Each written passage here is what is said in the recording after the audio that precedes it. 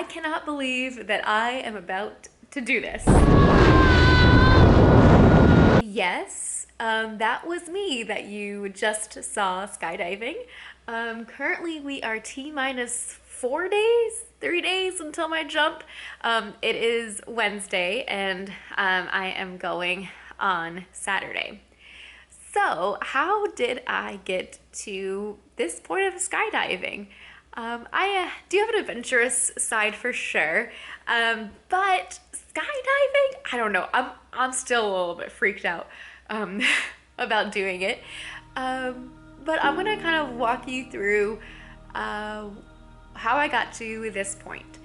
So as you can see from the title of the video, my mom's cancer came back.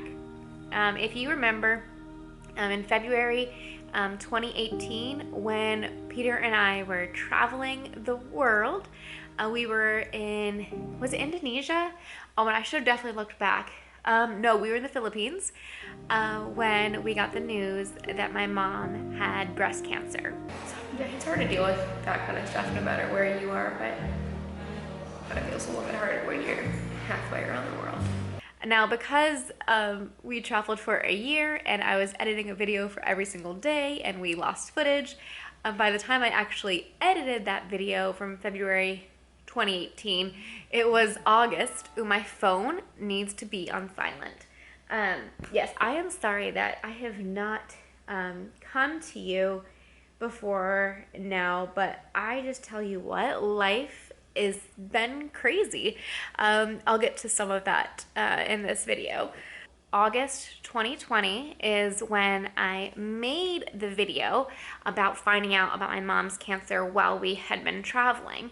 And while I was editing that, my mom was actually in town, and so she got to make an appearance and tell you guys that at that point she was cancer-free. I'm cancer-free. And I remember like being so excited that like she could come on and tell you guys that. What she later told me was that while she was actually at our house, she did feel a lump in her breast. Late September or early October, when they found out in 2020 that her breast cancer had returned in the same breast. And the crazy thing is, last time she only had radiation, and her numbers had kind of been right on the line of whether she should get radiation or chemo, and she just went with radiation. And so she was really trying to avoid chemo. And so they said, well, your numbers, you know, we can probably do a mastectomy and then you won't have to do chemo. And she didn't want to worry that cancer might return in the other breast. And so she ended up doing a double mastectomy November 2020. Now, in October 2020, right before that, we actually had a family fall retreat that we had already had scheduled, and it was a really good time for us to all come together. I actually made a video of that really fun weekend. Is it a little cold? Yeah, but it's fun! Bring on the summertime. It was a fun time, and we prayed for my mom, as that was the last time that I was planning on seeing her until I didn't really know when. But when we didn't have our placement yet or even our license for foster care by November, I was like, you know what, why am I sitting here at home when I could be with my mom? So November 2020, when she had her double mastectomy, I flew out from Indiana to Pennsylvania and helped my dad with, you know, after surgery recovery and all of that. I made lots of freezer meals, and I had to be useful. I wanted to be there for my mom. And so it was, you know, a little bit weird because I was having to help bathe her and all these things, and you're like, wow, you did this for me, you know, when I was young, and now I am helping you. But just the circle of life, right? So then I flew home, And we thought, okay, the mastectomy, we totally got it, beat cancer, you're good. So December 23rd, Peter and I were up in Minnesota for Christmas, visiting his family, and that is actually the day that we found out that we were licensed for foster care. But it was also the day that I found out that my mom's cancer was still there, and that she had got the news that she would have to do chemo. We got placed with the kids December 29th, so just a couple days after being licensed, we got the phone call, and then it was like January. I honestly do not remember the exact date. I believe it was the second week in January, maybe it was the first week. That time was seriously such a blur. If you remember, we all got COVID because the kids had been exposed to COVID at the previous foster families. So by the time they came to us and we had no sleep, we got COVID. So I can't remember exactly when my mom's chemo started, but it was January. With that being such the crazy time that it was, I don't even know if I called her the day chemo happened. I think I might have shot out a quick text. I was doing good at that point to even drink water. Like I literally, my hands are always full with kiddos, and we were just adjusting and quarantined, and it was just a lot. By the time A got to school, then I was able to call my mom in the mornings, and then we kind of started a regular routine where I would call her most mornings for a little bit of time. But for those first 2 weeks, I was not calling her. And she started doing like a caring bridge, and in that account, one of the things she said, which was the first time I was reading it, by the time I actually read them, I was like 4 posts behind.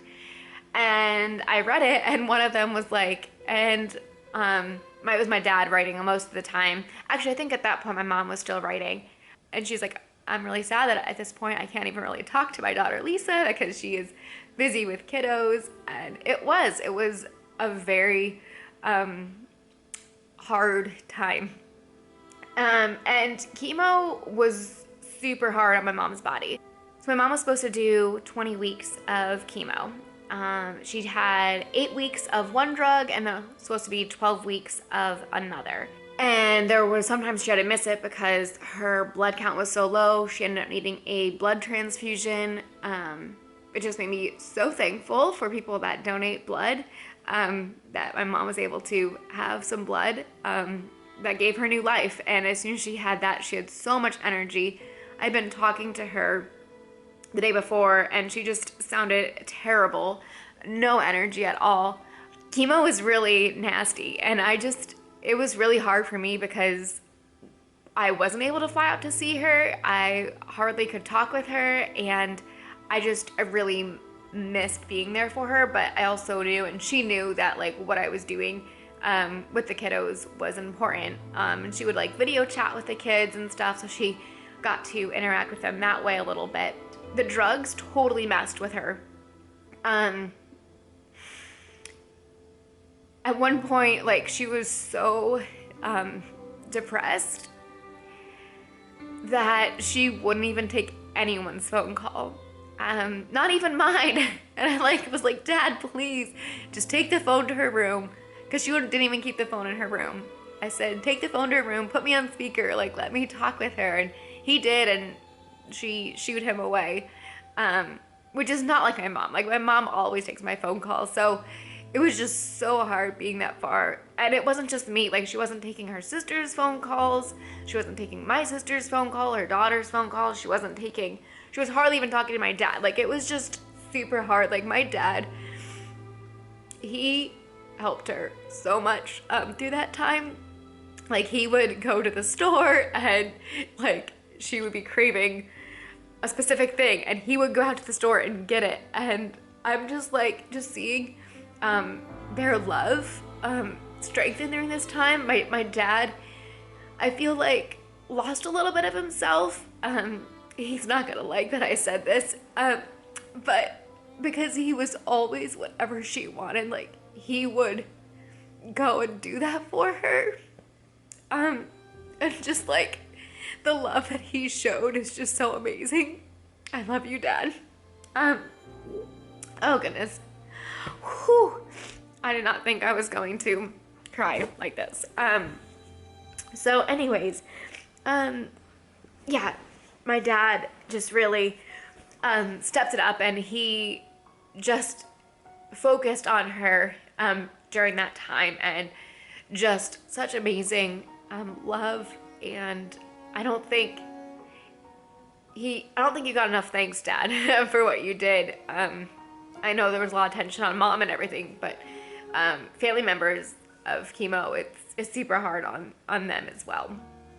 But once she went on a new drug, that was supposed to be a 12-week course, that her body was handling that one a little bit better, but she started getting numbness in her fingers and her toes. So the doctor said, we need to stop this drug because it could lead to permanent damage in your fingers and toes. So 7 weeks into that 12-week drug, they did stop it. So my mom stopped her chemo in April, and we were scheduled to go out end of May for Memorial Day weekend, and we did, and we got to take the kiddos with us. And that was so amazing because that was actually the first time that the kids and my mom got to meet. She would have definitely traveled here before then, but it just wasn't able to. So it was just amazing that she was able to finally meet them. And, you know, she was bald and she had a wig, and Bubby thought it was just the cutest thing ever to mess with her wig. He was cracking up and laughing and making us all laugh about it. All right, so how does skydiving have to play into all of this? Well, my mom went skydiving when she turned 60, and that was in 2016, and we were in Colorado, and we didn't make the flight out to Pennsylvania to watch her skydive. But my brother and sister, they were there. Well, for her 65th, she wanted to go skydiving. And I know I haven't said it yet, my mom is doing really well. She, you know, who knows if the cancer is gone? I don't think there's really a way to tell. She wasn't able to do the full extent of the chemo, but the doctor said at this point, it looks like you've done enough and your body can't handle enough. So they stopped it. And she has taken control of her life. She is walking like 4 miles a day. She actually came out here in July, and I was like, well, I'll go 4 miles with you, but I hadn't been doing much exercise.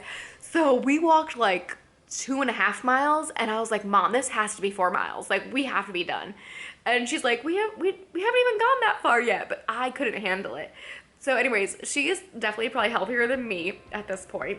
One of the medicines she has to be on, it makes her muscles pretty weak, and so she is weightlifting, and she is eating so healthy. She just started this lean and green diet to where she has lost, I think she said like 40 pounds or something crazy like that. So I'm really excited to see her pretty soon here. So, okay, so here's what's happening. So, for 65th, she wanted to go skydiving, and she just turned 65 earlier in September. And she was gonna go skydiving in Pennsylvania. And I was like, okay, not only do I wanna come and watch, but I want to go skydiving with my mom. And I looked at like, okay, me leaving Peter and the kiddos and going out to Pennsylvania for a couple of days, and it really wasn't feasible. Just to get the kids all where they need to be, and without me here, and having Peter still try and do some work, even if it was just for like a couple of days, it really would have been fair to him. Plus, I wanted the kids to be able to see me skydive. So I called my mom and I said, Mom, I did look. it's not really possible for me to come out to skydive as much as I want to. Like I said, maybe, for your 70th. And, she said something kind of offhand. She said, well, who knows if I'll, be here for my 70th. And I think we like to think that we have all the time in the world with our loved ones. But this year has taught me to really treasure time with family. I think, I always did, but even more so now. And I was like, you're right, Mom, you might not be. We're not guaranteed tomorrow. And so I was like, okay, what am I waiting for? Let's do this. So I said, all right, Mom, if you are able to fly out here, then we'll find a place nearby here and we'll go. I say things pretty fast and then I'm like, oh, I'm going to do this. Kind of like when I told Peter, hey, let's just travel the world for a year, and then we did. I mean, I like want to be adventurous. Like my mom, she's the adventurous one. My dad is the one who takes calculated risks. And I have both in me. So I like to be adventurous and spontaneous, but I'm also like my dad and I want to count the cost and I want to figure everything out. And so anyways, there's just that pool in me. Both are very, very good to have. I'm glad for both. So my dad is coming as well. He is just going to watch us. He likes to do marathons and run, and he actually ended up doing a half marathon just earlier this month with my brother. My brother's first half marathon, and for me, I'm like, I could never do that. So, I'm gonna go skydiving with my mom instead. So super excited. My sister, she asked me like 2 weeks ago, maybe like a week ago, I don't even know, I can't keep track of time anymore, if I'm excited for it or nervous. And I was like, honestly, I haven't even had time to think about it. It wasn't even until like last Wednesday that I was even able to think about it, because there had been another court hearing for the kiddo's case and there was just like stuff to prepare for that and think about that. So anyways, since last Wednesday, so for the last week, I have been thinking about it, and I am very thankful that I get to do this with my mom. I'm very thankful that she's here and that we get to do this together. So I think the whole point of me making this video is just to let you know to cherish your loved ones. That cancer really stinks. Really stinks. Could probably use a stronger word, but I'll leave it at that. And yeah, just to take every moment and to make the most of it.